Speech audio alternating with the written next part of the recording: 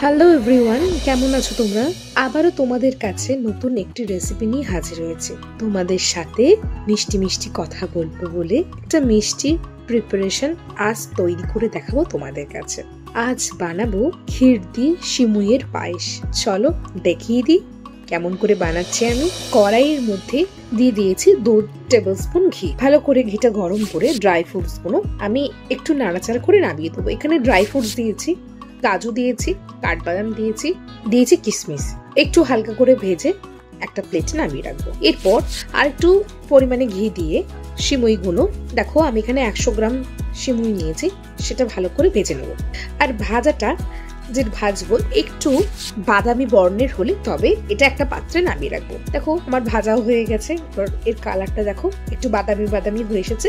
এরপর একটি পাত্রে আমি নামিয়ে রাখলাম। আমি এখানে 1 লিটার মিল্ক নিয়ে নিয়েছি। মিল্কটা ভালো করে ফুটিয়ে নেব। ফুটিয়ে নেওয়ার সময় আমি 2টো ছোট এলাচ মুখটাকে কেটে দিয়ে দেবো। এটা দিলে সিমুইয়ের পায়েসের গন্ধটা ভীষণ সুন্দর হয়। আমি এরপর দিয়ে দেবো 2 থেকে 3 চামচের মতো চিনি। তোমরা চাইলে বাতাসা কিংবা মিছরি ইউজ করতে পারো। দেখো দুধটা আমার ফুটিয়ে নেওয়া হয়ে গেছে। এরপর আমি কড়াইতে দুধটা ঢেলে নিয়েছি। দেখো আমি দিয়ে দিয়েছি এখানে একটা ছোট্ট পরিমাণে একটা দারচিনির টুকরো। দেখো ফুটেও গেছে দুধটা।